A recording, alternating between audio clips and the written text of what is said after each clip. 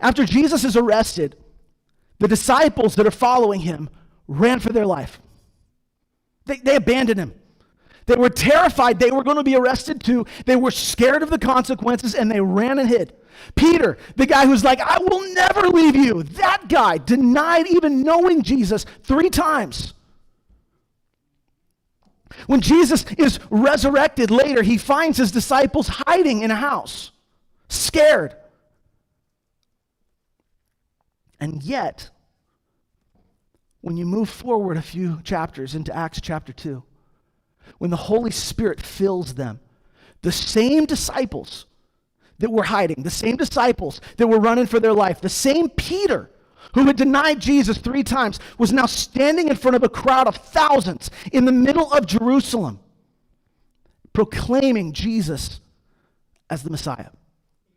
There was a radical shift in that. And not only was there a boldness, the same disciples that had fled and ran, the same disciples that had this frailty to them, those same disciples were now moving out into the streets. Miracles were happening. Demons were being cast out. People who were sick were being healed. The lame began to walk. The deaf began to hear. Blind eyes began opening. There were radical transformations that were happening. As people were filled with the Spirit, they began to speak in tongues as the Spirit gave them utterance. And there were people that were from all over the place these original disciples, they didn't know these languages from all over, but they just began to speak in tongues. And as they were doing that, people from all over the place suddenly heard the gospel in their own language.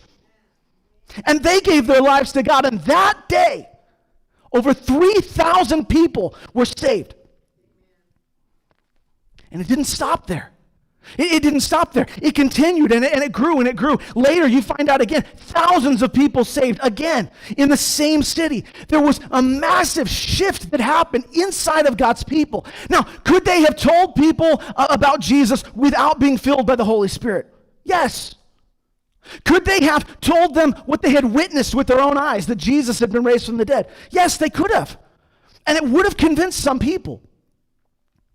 But without the Spirit helping them, the effect would have been minimal.